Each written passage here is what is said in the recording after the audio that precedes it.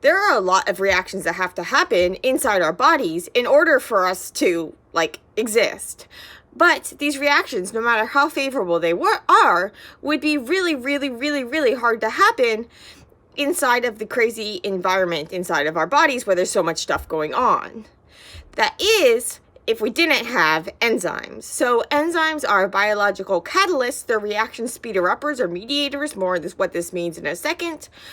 Usually proteins, sometimes protein RNA complexes, sometimes RNA alone, and they help make reactions happen. So I thought I'd do a quick post on enzymes and induced fit. Much more on this in a forthcoming post. But basically, enzymes are molecules that act as molecular catalysts or reaction speeder-uppers, and so they differ from other types of catalysts, like things like just like generic metals and stuff, in that they're super duper specific. So an enzyme will only recognize certain substrates and not others, and it will only catalyze certain reactions and not others. So you won't expect a DNA polymerase, is something that joins up DNA letters, to suddenly start phosphorylating things, so adding phosphate groups like a kinase would do.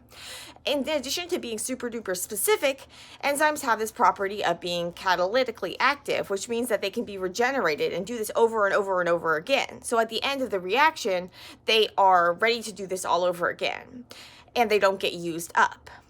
Another thing about enzymes is because they have this function where they're basically speeding up reactions, they're more like leading horses to water than actually making the horses drink. So they're going to be catalyzing reactions in both directions. So an enzyme that breaks a molecule will also be able to bring back the molecules. And so whether this happens is going to depend on both the differences in energy between once they're broken apart, how easy is it for them to come together? How unfavorable or favorable is it to be in this state versus this state? It's also going to depend on things like the concentration. So if you have a lot of this, you're going to have more of the breaking than you would of the making, because you need to have these pieces in order to be made, and you need to bring these pieces together in order to be made. And this is where the enzyme can come in. It can help bring pieces together. It can help hold them in the right orientation. So they're not coming in like backwards. It can help hold these two pieces together and get them to react. But it's the molecules themselves that are going to be doing the actual reaction. And so the enzyme is really just lowering the barrier to getting that reaction to happen. It's not actually making the reaction happen. So if you imagine a rainbow with a pot of gold on one side, the enzyme in the top is this like activation energy barrier. And so like that's the energy you have to put in to get this reaction to happen. And the enzyme, it helps kind of like offset that energy cost to provide like a certain kind of like alternative pathway. And so what it's actually doing is it's going to be stabilizing that awkward transition state and kind of providing this alternative pathway that has a lower activation energy so that this reaction can happen, but this reaction can still be happening in both directions. And so this is why in our cells and that sort of thing, often reactions are regulated in part not just by the enzyme activity, but by the concentration of the various substrate and the various products. So the substrate will be the thing that the enzyme acts on, and then the products would be the final things that the reaction does. And so if you were to say have a metabolic pathway like glycolysis, where you're funneling the products of one pathway into a different reaction, then you're going to be encouraging the reaction to go in this forward direction, because there's going to be less of the products available to go back into form the substrate as there is the substrate to go forward into forming the products. And we could also do things like regulate the enzymes, such as things by modifying them with phosphorylation, regulating how much of these various enzymes are made, and that sort of thing. But at the end of the day, these enzymes are playing a crucial role in helping make reactions happen. And they do this in a variety of ways, such as holding the reactions together in the right orientation, offsetting some of the energy by providing like binding energy. So basically when these substrates are binding, they're kind of getting comfy along the way. And so when they're binding and they're displacing the displacing this ordered water molecules. And so they're displacing this like solvation shell. So it's kind of like the substrates are hidden in the shell of water that's making it hard for them to react. And also you have the shell of water in the enzyme active site can happen, and when the water is ordered, so when water is like forced to like be in like stuck in one place, kind of, it's not very happy. Water likes being really free. Everything likes being really free. It's this thing called entropy. And so if molecules have a lot of entropy, they're happy. If they don't, they're not so happy.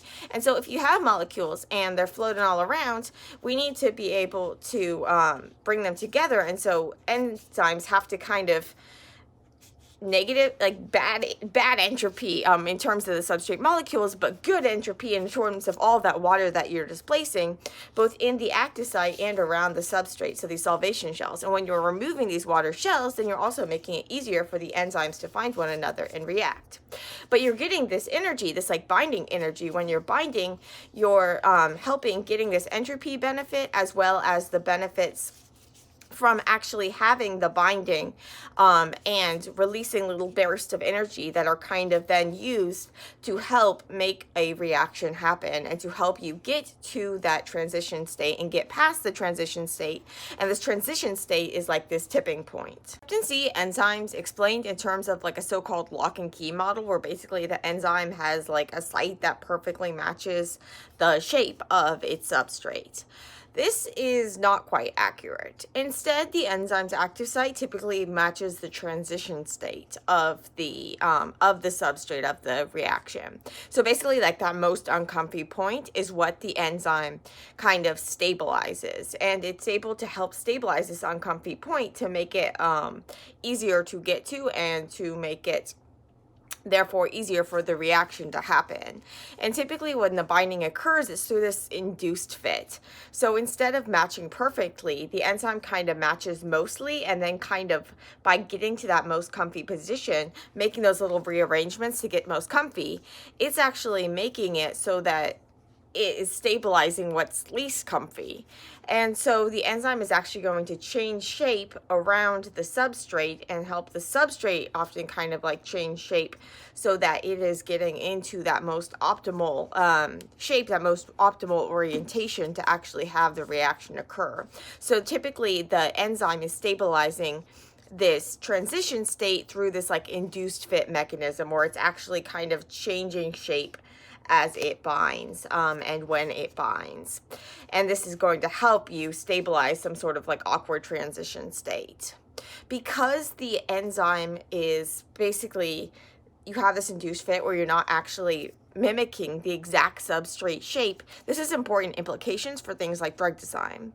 When people are designing drug enzyme inhibitors, often what they want to do is they want to actually target that transition state, that really uncomfortable state. So the thing is that the state is like so uncomfortable that it doesn't like, we can't actually capture the exact transition state. We can more just kind of see a kind of mimic of the most uncomfy state, but we can't capture that exact transition because it's so unstable, even with the help of the enzyme helping stabilize it, because it's at that very tipping point where you can go either way, to either form the products or to go back and form the substrates. And so typically this transition state, we often have it with like this like lines and this like asterisk and stuff when we represent it on a reaction coordinate diagram. But so we have this induced fit mechanism, and so when you design an inhibitor, you're often trying to mimic that transition state, that really that tipping point part, because that's typically what the enzyme is going to bind to the strongest, because that's what it is like most stabilizing for, has highest affinity for. And because this also has implications for how enzymes work, often because the enzymes are binding so tightly to that like transition state, it's going to be hard for them to release things once they're done. And so often if an enzyme requires ATP or some other NTP, so like GTP or something like that, often it actually needs this energy in order to help it kind of get unlocked and actually release the substrate once it's done. So you'll see a lot of examples like this in biochemistry. Things where you have to have the actual hydrolysis of the ATP, so the like splitting of the ATP to give you the energy in order to actually release your substrate. So sometimes you'll see that maybe ATP binding is required for binding of the substrate, not always, but sometimes it's actually the ATP hydrolysis that's required for the releasing, and this releasing is important because it helps regenerate the enzyme so that you can do this reaction again and again and again and again and again, because an enzyme is a catalyst, which means it has to be able to be regenerated and do this over and over again without being used up itself. Enzymes are often, but not always, proteins, and sometimes, a lot of times, these proteins are bound to kind of helper molecules. So we call these like coenzymes or co-substrates or cofactors. We have different names for them depending on what like type of thing they are. So sometimes these are metals, and we call enzymes that use metals metalloenzymes. Often they have things like histidines that are helping coordinate these metals. And so kind of like we see with his tags when we're doing our protein purification, histidine can kind of like form these coordinate bonds with metal atoms, with metal ions. And this is really important because metals have this huge electron clouds that can kind of help give and take electrons and hold things together with their whole like coordination complexes and stuff, as well as stabilize things like ATP, which has a negative charge, and these metals are often cations, which are these positively charged, so they can help kind of keep things stable. Other times these cofactors are things like vitamins, things like vitamin-based cofactors. Often sometimes these are like bind transiently, so they can like bind and unbind and bind and unbind and bind and unbind and bind and unbind. We call these co-substrates. Other times they're like super duper tightly held, like super duper, like they're not coming off. And in these cases we call these prosthetic groups. In any of these cases, we can call an enzyme an apoenzyme when it doesn't have its cofactor, if it needs a cofactor, and then we call it a holoenzyme when it has that cofactor. So hollow, like whole, it's got everything it needs. Speaking of everything it needs, I've been talking in terms of proteins, but enzymes can also be like protein nucleic acid complexes, so complexes of protein or RNA. And a key example of this is the ribosome, which is what I'm actually going to be working on in my postdoc. So I can't give you details, but I'm going to be working with ribosomes, and I'm really excited. What's really cool about ribosomes is, so these are the protein-making complexes that actually take the instructions for making proteins that are given in the form of messenger RNA and actually get the amino acids specified by that mRNA to actually link together and to form this like chain of amino acids was fold up to give you a functional protein. What's really cool about that too is that the RNA is actually doing the catalytic stuff. Like it's actually making the things happen. It's actually doing the catalysis. The protein is just kind of like playing a supportive role. Super duper cool.